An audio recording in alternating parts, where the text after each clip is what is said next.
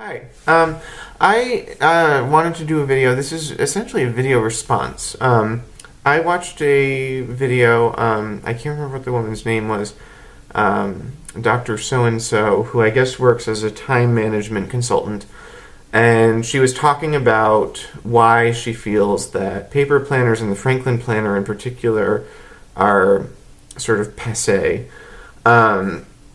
There were a few things that she brought up that just really didn't jive with me from like a time management perspective, and I wanted to talk about them a little bit. I think the first one was that she described a problem where in the Franklin Planner that you write a to-do list every day, and that people end up having to recopy things from one day to the next day to the next day to the next day because they don't get to them.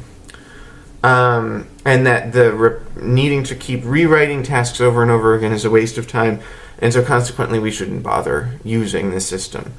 And she talked about recurring tasks that, again, having to copy it out, like that every Monday you have to do X, is a waste of time because in an electronic calendar you can just set it up to repeat every Monday forever, and it will do that for you. Or every Monday for the month of January, or every Monday every other month, or something like that. So, yeah, I get all of that. I think that the point that she missed on that, there were a couple of things. First of all, the task list should really be things that you really should plan your task list to be realistic. It's stuff that you really believe that you can get done that day, and stuff that you really intend to get done that day. If you're just keeping a running to-do list and copying out your running to-do list every day, that's a waste of time.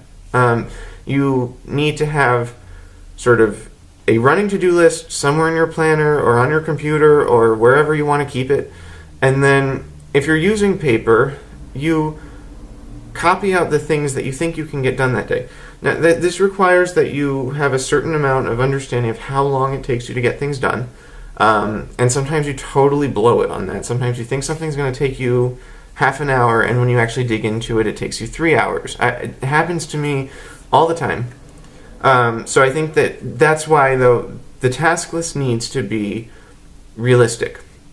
And if you work in an environment where you get lots of interruptions, which I do, it also has to be flexible. I have to leave a good amount of time in my day to deal with interruptions, and then I also need to have some flexibility to sort of shift things around so that when a much more urgent need arises, that it's not the end of the world.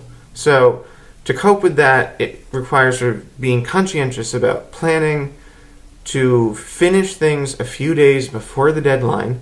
So even if a crisis happens, you still probably can finish them by the deadline because you've built in a few days wiggle room. And then stick to it. I'm not good at that. I procrastinate like you would not believe. But I think you really shouldn't need to be copying your to-do list over and over again. I don't get it. What a waste of time. And I think it goes into people, if someone is doing that, I think that you're looking at a larger problem.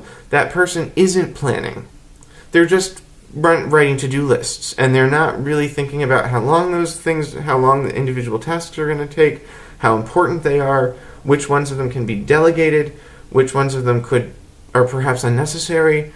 All of that time, which isn't a lot of time. I mean, I would say it doesn't take more than 15 minutes per day to sort of do that analysis. It saves a ton of time. I mean, things that might take me 4 hours to do, I might be able to delegate to somebody who's much more focused than I am, and they can just bang it out in an hour, and it's done. They don't mind doing it because they're much more capable of focusing on it, and it gives me time to do all this other sort of all-over-the-place stuff that I do. So I think, in any organization, you need to leverage everybody's strengths. You need to acknowledge and work around everybody's weaknesses, and you need to be comfortable with delegating. You need to be comfortable with thinking about whether things are necessary, and you certainly need to plan. So, anyway, that was my first point. It's just, come on, people. It's like, if it just seems so stupid. The other thing she talked about was that she works with a lot of busy executive people who get hundreds of emails a day.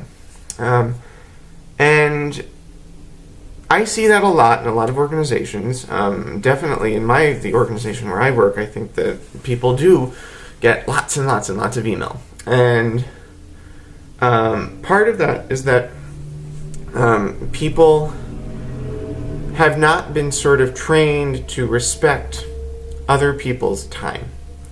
And that it's a leadership thing. It needs to come from the top of the organization to set sort of establish a culture where people think about whether they need to interrupt somebody else with this matter right now. And I think that as you become more mindful of your own time management, it makes you also think about other people's time and whether you do need to interrupt them right now. What I found is that there's a lot of things. For years, anytime I had a fresh idea, I had a question, I needed clarification, I just fired off an email to my boss. Every time. And so it was like, over and over and over again. Or I would go interrupt her. I would get up from my desk and I'd walk over to her desk and interrupt whatever she was doing to ask her this question because it seemed really urgent that I get it responded to right now. What I found as I've become more aware of time and sort of what interruptions do to my work is that I've realized that a lot of these things are not that urgent and that I can stop, jot it on a list of things I want to address to this person and move on. And either for if I've got a meeting coming up with that person, I can just bring this list into the meeting with me and just go over all of these things at one time in sort of a structured way and work out what we're going to do with them. If it's not someone I'm going to meet with, I can queue them up and spend a little bit more time drafting one email that just says, I wanted to go over the following things with you, and then bullet point them. And, it's like digest it. Don't just pound off a separate email with a separate subject for everything that you need. Like, write up a digest. Digested that you've sort of put together all this information. You make it very clear what you need. Sort of put actionable things that need to happen kind of clearly delineated that if you need to get an answer on this by a certain date, write in, I really need to know what you want me to do with this by X date. It's respectful of your time, it's respectful of your colleagues' time, and it eliminates a lot of these little interruptions that I think really suck up huge amounts of time. I mean, I think especially for someone like me who's very distractible, it's like each time I get interrupted, it takes me a really long time to get back into focus on what I was doing before the interruption happened. And I think, as I'm thinking about the executive who's getting 200 or 300 emails a day, I'm thinking about how much time that means. It's like, if I can see if you're a customer service representative, your job might be to answer email all day. That is what you do. And so, therefore, you will spend most of your day on email. But the busy executive, that is not their primary function in the organization, is not to answer email all day long. So this is something that honestly, if I was a busy executive and was getting that level of email after sort of trying to work with my team to minimize the number of email and try to make email more sort of pointed, if that didn't really drastically lower the number of emails I was getting, I would probably delegate to an assistant to go through my email and train them on what is important that I actually really want to get and respond to, and what stuff you can just I don't know, delete, handle yourself, blah, blah, blah. I mean, it's like the number of back and forth. I've noticed now that people don't use telephones anymore.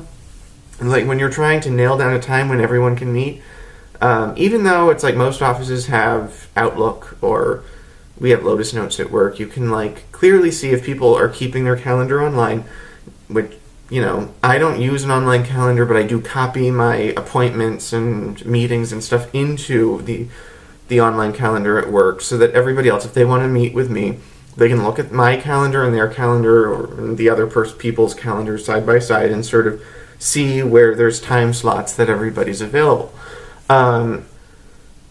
You know, but really it's just, you get so many emails back and forth like, oh, well, you know, I can't make it at 1:30. Could we do this at 2?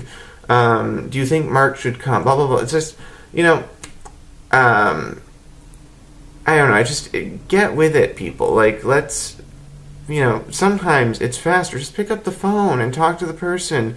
And inside of 30 seconds to a minute, you're going to have all this banged out instead of writing 15 emails back and forth. So,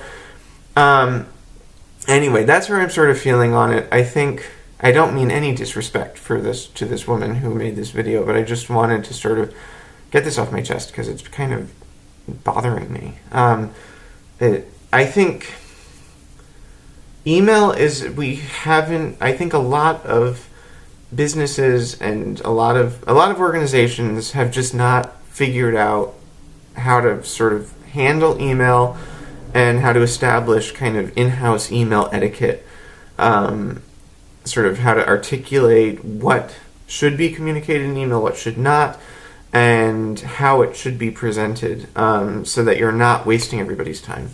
So, anyway, that's my thoughts on that. Hope everyone has a great day. Thanks for watching. Take care.